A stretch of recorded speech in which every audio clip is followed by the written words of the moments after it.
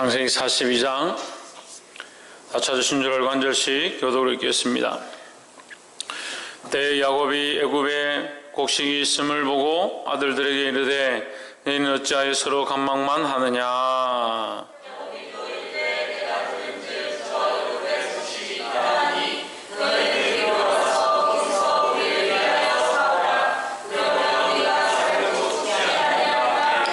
요셉의 형 시빈이 애굽에서 곡식을 사려고 내려갔으나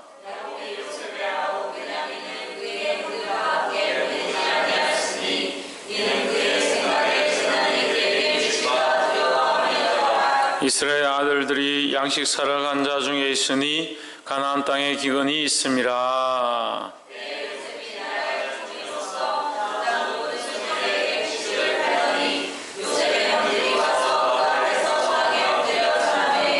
요셉이 보고 형들인 줄 아나 모르는 체하고 엄한 소리로 그들에게 말하여 가로되 너희가 어디서 왔느냐. 그들이 가로되 곡물을 사려고 가나안 땅에서 왔나이다.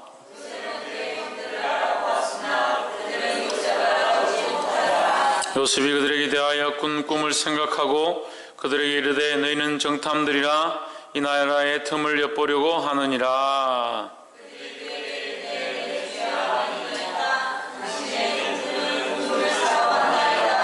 우리는 다 한 사람의 아들로서 독실한 자니 종들은 정탐이 아니니이다.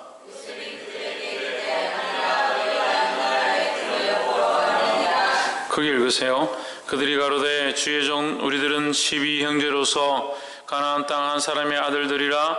말째 아들은 오늘 아버지와 함께 있고 또 하나는 없어졌나이다.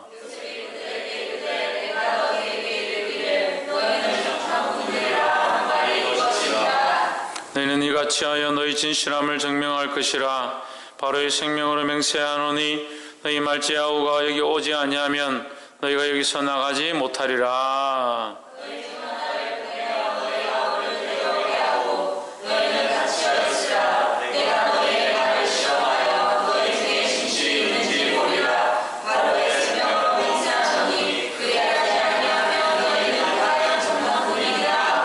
그들 다 함께 3일을 가두었더라.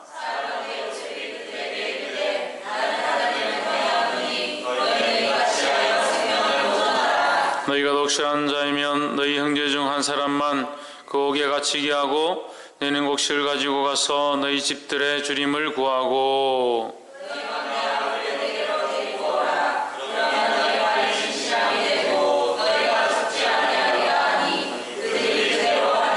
그들이 서로 말하되 우리가 아우의 일로 인하여 범죄하였도다.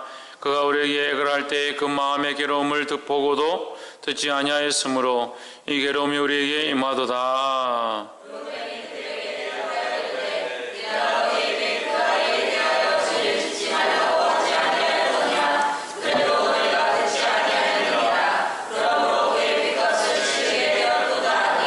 피차간에 통변을 세웠으므로 그들은 요셉이 그 말을 알아들을 줄을 알지 못하였더라.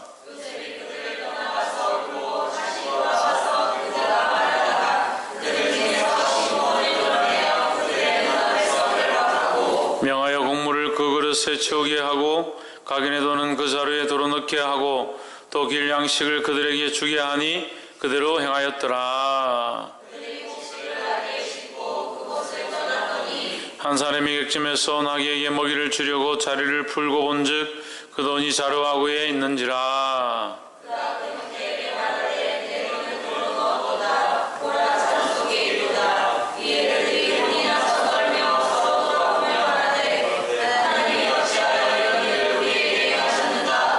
그들이 가나안 땅에 돌아와 그 아비 야곱에게 이르러 그 만난 일을 자세히 고하여 가로되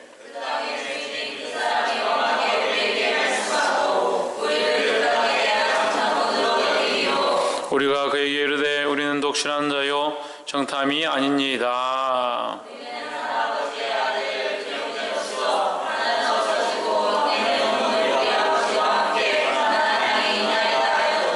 그 땅에 주 그 사람들에게 이르되 내가 같이 하여 너희가 독실한 자임을 알리니 너희 형제 중 하나를 내게 두고 양식을 가지고 가서 너희 집들의 주림을 구하고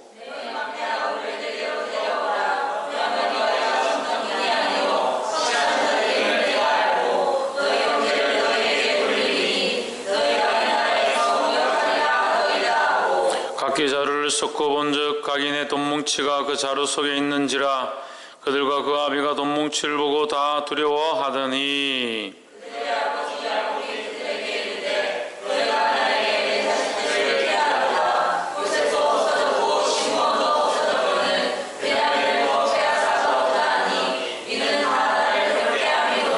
러브인이 아비에게 고하여 가로되 내가 그를 아버지께로 데리고 오지 아니하거든 나의 두 아들을 죽이소서 그를 내 손에 맡기소서 내가 그를 아버지께로 데리고 돌아오리이다.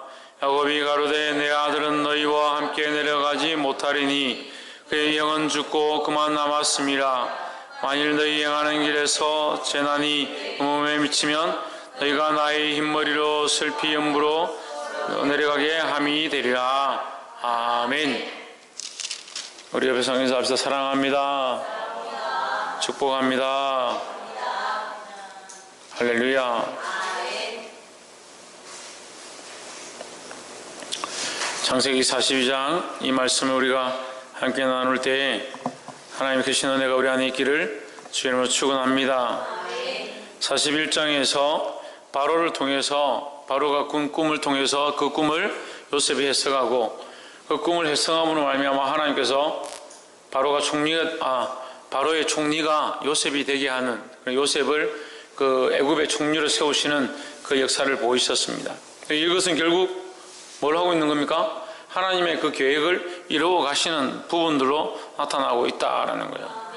할렐루야. 그래서 결국 이 역사는 하나님의 계획과 섭리 안에 이루어져 간다. 하나님께서 왜 그렇게 이루시려고 하느냐? 이스라엘 백성을 구원하려고 하시는 하나님의 계획이 거기에 있다라는 거죠.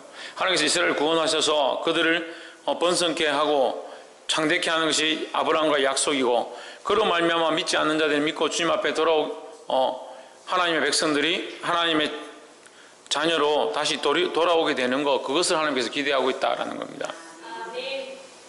그래서 이 택한 이 이스라엘 백성들이 번성하게 되게 하기 위해서 애굽으로 다시 부르시는데 요셉이 총리니까 이제 그 일 가운데 쓰임을 받는 거죠.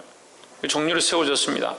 7년 동안 흉년이 들고 7년 뒤에 흉년이 들어서 7년의 풍년이 기억이 안 될 만큼 그만큼 심한 흉년이 들었습니다. 그래서 풍년 기간 동안에 쌀과 곡식들을 다 모아서 이 성에다 비축을 합니다. 성에 비축을 해놓고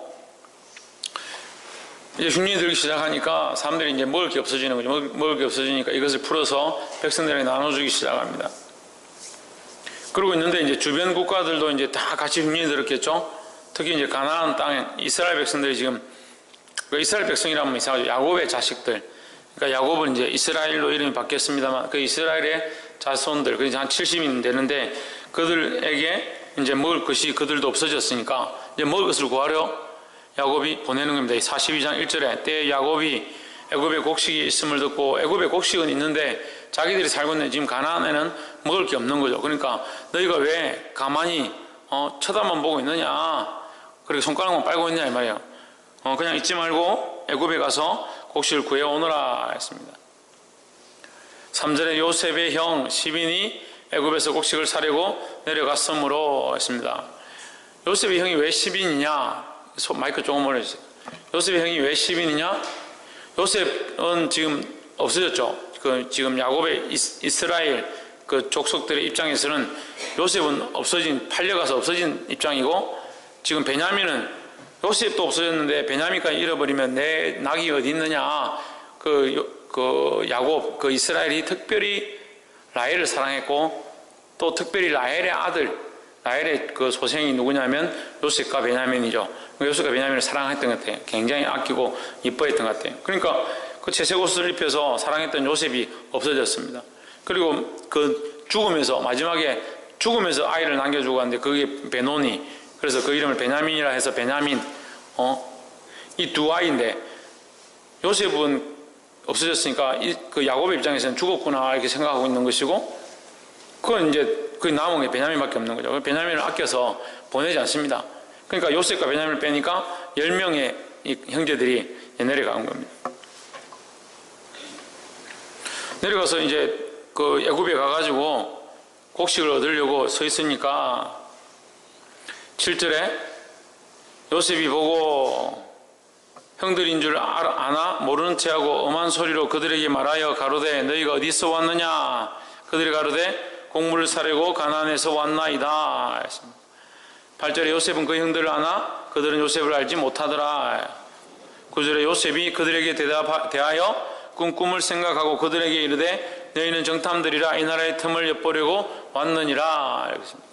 너희가 오긴 왔는데 정탐하고 이 애굽을 정탐하고 어떻게든 엿보고 훔치려고 이거 나쁜 뜻으로 온 것이다. 이렇게 했습니다. 근데 그 앞에 말씀이 나와 있는데 대하여 그들에게 대하여 요셉이 그들에게 대하여 꿈을 생각하고 했습니다. 꿈을 생각하고 요셉이 꿈이 뭐예요? 꿈이 뭐예요? 그들의 곡식단이 그들의 11곡식단이 요셉에게 절하는 것, 그것을 보고 또 하늘의 11별과 해와 달까지도 그 요셉에게 절하는 꿈을 꾸었습니다. 그 꿈이 누가 주신 겁니까? 하나님께서 주신 거죠. 그래서 요셉이 하나님께서 주신 꿈임을 기억하는 거죠. 할렐루야.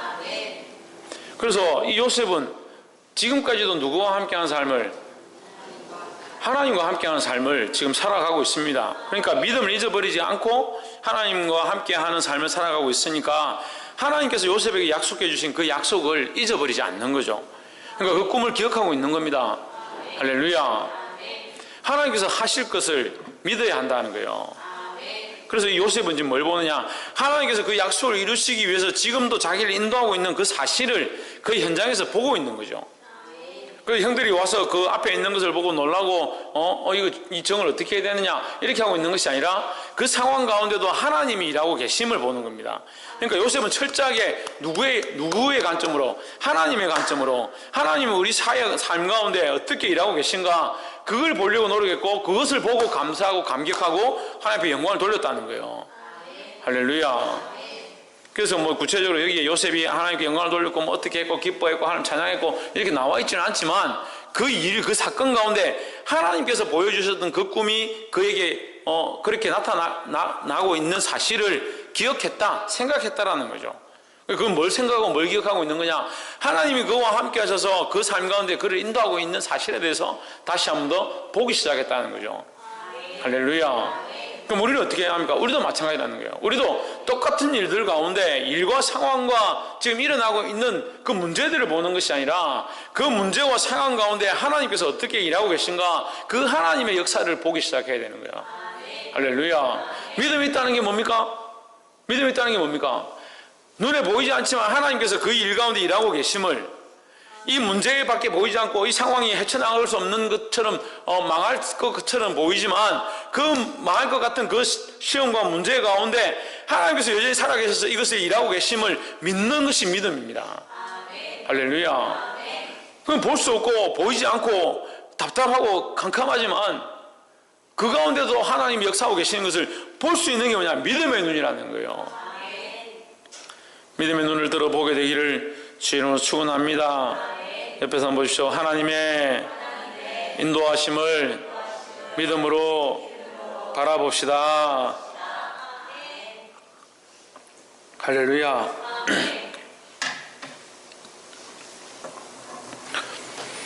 그러니까 요셉이 이제 이 꿈에 대해서 생각하고 하나님께서 이렇게 하시는구나, 그걸 확신을 가지니까 이제 내가 이 계획들을 진행해야겠다 이렇게 생각하고 뭐라고 하냐, 너희는 정탐꾼이다, 이 나라의 틈을 엿보려고 왔느니라 이렇게 한 거예요. 근데 이미 이제 요셉의 생각 속에 여러 가지 이제 계획들이 있는 겁니다. 15절에 요셉의 그 마음이 나옵니다. 15절에 왜 이 정탐꾼이 했는지를, 15절에 너희는 이같이 하여 너희 진실함을 증명할 것이라. 너희가 정탐꾼이 아니라는 사실을 이렇게 증명해라. 바로의 생명으로 맹세하노니 너희 말째 아우가 여기 오지 아니하면 너희가 여기서 나가지 못하리라. 그러니까 요셉은 지금 또 누구를 보고 싶은 마음이 있냐면 아버지와 그 마지막 막내 아우를 보고 싶은 마음이 있는 거죠. 그러니까 그 생각들을 또 이루고자 하고, 그 생각도 이루고자 하고, 이제 이 일들이 또 진행되어 가는 게 있습니다만, 그 생각을 이루고자 하니까, 그 말째를 보고 싶으니까 이제 정탐꾼이라 해서 막내를 데려오게 하려고 지혜를 동원한 거죠. 지혜를 써서 막내를 데려와라. 너희가 정탐꾼이 아니라는 증명으로 막내를 데려온다 하면 내가 너희를 곡식을 줘서 보내겠다, 이렇게 하는 겁니다. 18절, 3일 만에 요셉이 그들에게 이르되 나는 하나님을 경외하노니 너희는 이같이 하여 생명을 보존하라. 19절에 너희가 독실한 자이며 믿음 있는 자이면 너희 형제 중 한 사람만 그 옥에 갇히게 하고 너희는 곡식을 가지고 가서 너희 집들의 주림을 구하고 너희 말째 아우를 내게로 데리고 오라. 그래야면 너희 말이 진실함이 되고 너희가 죽지 아니하리라. 그들이 그대로 하니라 했습니다. 이게 시몬을 남겨놓고, 시몬을 이제 포로로 이제 볼모를 잡아놓고, 잡았다 해서 굉장히 고통스럽게 한 건 아니고 시몬을 이제 잡아놓는 거죠. 잡아놓고 보내서 누구를 데려오게? 베냐민을 데려오게 한 거죠. 베냐민을 이제 당장 볼 수가 없으니까 베냐민을 보고 싶은 마음도 있고, 이제 형제들 나머지는 다 봤잖아요. 다 보고 이제 보지 못한 형제를 보고 싶으니까 베냐민을 데려와라, 이렇게 했습니다. 21절에 그들이 서로 말하되 우리가 아우의 일로 인하여 범죄하였도다. 그가 우리에게 애걸할 때 그 마음의 괴로움을 보고도 듣지 아니하였으므로 이 괴로움이 우리에게 임하도다. 이 아우가 누구냐면 21절에 나와 있는 이들이 말하는 아우는 누구냐면 요셉이에요. 이들이 말하는 아우는, 아우의 그 괴로움을 보고 우리가 듣지 아니하였도다 하는 이 아우가 누구냐? 요셉인 겁니다. 그래서 그들이 지금 이 상황에서 뭘 생각하냐면 그들이 하나님 앞에 범죄한 것을 돌아보는 겁니다. 그래서 자기들이 우리는 독실한 자입니다 라고 말했던 것이 틀린 얘기는 아닌 거예요. 보니까 틀린 얘기는 아닌 거예요. 이들의 그래도 방향과 생각들이 바른 것을 어떻게 하느냐? 이 문제들 가운데, 이 상황들 가운데 뭘 깨닫기 시작하느냐? 자기들의 죄를 보기 시작하는 거죠. 할렐루야. 우리의 연약함들이 있다 하더라도 우리가 믿음을 가졌다면, 우리 믿음의 눈으로 아까 볼 때 하나님이 일하신 것들을 보고 하나님 역사하신 것들을 봐야 되는데, 믿음의 눈으로 하나님 일하신 거, 하나님 역사하신 것들을 잘 못 본다 하더라도 우리 안에 또 연약함 가운데 하나님께서 주신 지혜가 뭐냐? 우리의 죄를 볼 수 있는 눈을 주신 거예요. 그래서 하나님이 역사하신 것들을 보고 이 일을 통해서 하나님께서 어떻게 하실까 보는 것이 더 좋습니다만, 그것을 잘 못 보는 자들은 뭐라도 봐야 되느냐? 자기의 연약함이라도 봐야 되는 거예요. 그래서 문제와 상황을 볼 때, 어떤 문제가 닥쳤을 때에 거기서 하나님께서 이 일 가운데 이렇게 역사하시는구나, 하나님께서 살아계셔서 이렇게 일하시는구나, 이걸 보는 게 제일 좋죠. 하나님께서 우리에게 이 일을 통해서 우리에게 이렇게 하기를 원하시는구나, 그걸 보는 게 제일 좋지만, 그걸 잘 못 본다 하더라도, 만약에 못 본다면 연약한 믿음은 어떻게라도 봐야 되느냐? 우리는 죄인이구나, 이 문제 가운데 내가 정말 하나님께 기도하지 못했구나, 내가 정말 믿음으로 살지 못했구나, 내가 범죄한 것들을 돌아보고 죄인임을 회개할 수 있는 그런 자세를 가져야 된다는 거예요. 그래서 21절에 그들이 서로 말하되 우리가 아우의 일로 인하여 범죄하였더라. 자기들이 죄인임을 고백하기 시작하는 거죠. 22절에 르우벤이 그들에게 대답하여 가로되 내가 너희들어 그 아이에게 득지하지 말라고 하지 아니하였느냐? 그래도 너희가 듣지 아니하였느니라. 그러므로 그 핏값을 내게 되었도다. 이제 핏값을 내게 되었다. 이제 자기들이 죄인이고 그 죄의 대가를 우리가 치르게 되었다. 그 죄에 대한 사실을 이제 인정하고 그 죄에 대한 대가를 치러야 함에 대한 자백을 하는 거죠. 이게 어떻게 보면 회개의 모습들입니다. 회개의 모습으로 자기의 죄를 인정하고 그 죄에 대한 대가를 치르겠다라고 하는 이 자세가 나오는 거죠. 할렐루야. 우리 또한 하나님의 죄를 기억하고 죄를 자백하고 돌이키는 삶의 모양을 가지기를 주의 이름으로 축원합니다. 23절에 보시면 피차간에 통변을 세웠으므로, 저희 모니터가 안 보여서 여러분 성경 뭐라고 되어 있습니까? 통역이죠. 통역. 그러니까 지금 가나안 사람들의 그 히브리 말과 가나안 사람들의 히브리 말을 쓰고 이 애굽 사람들은 애굽 말을 하니까 이게 의사소통이 되지 않는 겁니다. 의사소통이 되지 않으니까 자기들이 이렇게 막 우리가 죄를 지었고 우리가 죄에 대한 대가를 지금 치르고 있는 것이다, 이 나름대로 해결을 하고 돌이키는 말들을 이렇게 하는데, 이 말을 요셉이 못 알아들을 것이다 생각을 했는데, 요셉은 히브리 민족이니까 이걸 알아듣죠. 알아듣니까 이제 요셉이 못 알아들었을 땐 괜찮은데 알아들으니까 마음이 아픈 거죠. 24절에 요셉이 그들 떠나가서 울고 다시 돌아와서 그들과 말하다가 그들 중에서 시몬을 취하여 그들의 목전에서 결박하고, 요셉이 이제 그 말을 알아들으니까 형들이 그래도 유치고 회개하는구나 이 모습을 보니까 이제 마음이 아픈 겁니다. 그러니까 들어가서 이제 막 이제 참았던 이제 정에 대한 그런 게 있으니까 울고 다시 나왔습니다. 다시 나와서 시몬을 결박했습니다.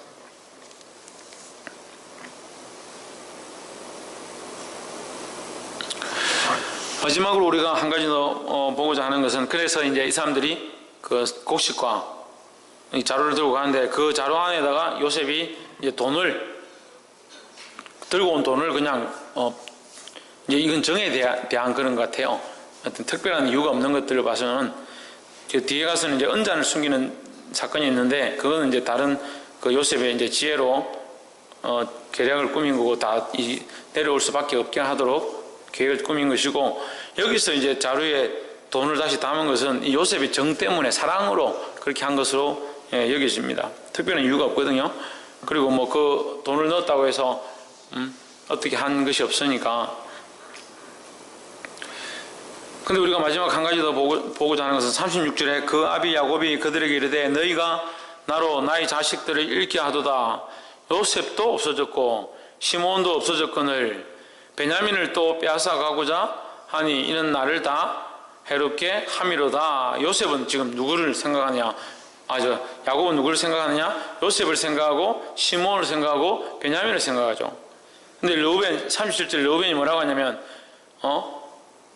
차라리 내 자식들을 내가 만약에 가서 이 시몬을 데려오지 못하면, 그 베냐민과 시몬을 무사히 갔다가 무사히 데려오지 못하면 내 자식들을 죽이십시오 이렇게 하지만, 38절에 야곱은 뭐라고 하냐?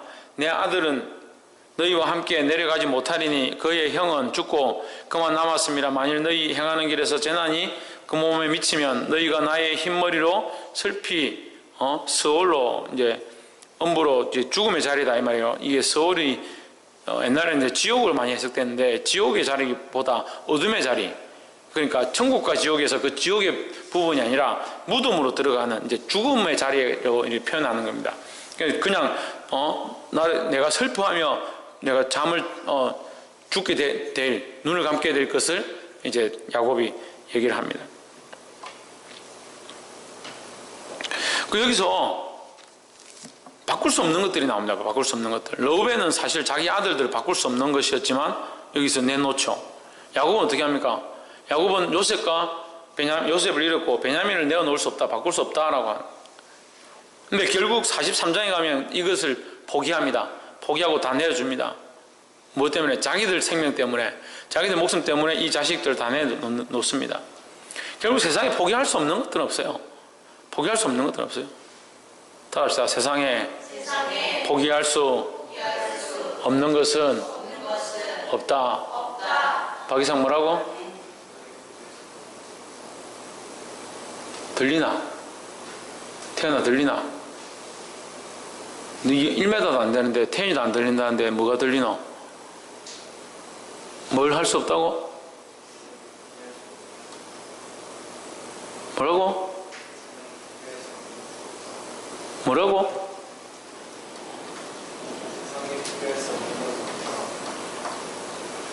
세상에 포기할 수 없는 것은 없어요. 우리가 생각하기에 이건 포기할 수 없다라고 생각할 뿐이지 실제는 다 포기할 수밖에 없습니다. 왜요? 왜 그렇습니까? 죽으면 다 놓고 가잖아요. 다 놓고 가잖아요. 그리고 자기 목숨 앞에서 자기가 결국 43장에 가서 절대 안 된다고 했는데 43장에 가서 배가 고프니까 우리 가족이 다 굶어 죽게 됐으니까 그냥 데려가 봐라. 그 베냐민을 데려가는 겁니다. 자기들은 가장 귀하다 생각하죠. 내 목숨과 바꿀 수 없다고 생각하죠. 그래서 부모들이 자식들에게 어떻게 보면 이기지 못하고 자식들에게 할 걸 다 해주고 이렇게 하는지 모르겠습니다. 근데 정말 우리가 포기할 수 없는 것은 하나님이 되고, 정말 포기할 수 없는 것은 하나님 나라가 되고, 정말 포기할 수 없는 것은 영생의 생명이라 그걸 그렇게 돼야 되는데, 정말 포기할 수 없는 게 뭐냐? 하나님 나라가 아니고 천국이 아니고 예수 그리스도가 아니고 정말 포기할 수 없는 게 자식이고 이 땅이고 재물이고, 그러니까 그것을 놓지 못해가지고 뭘 놓느냐? 하나님 놓는 거예요.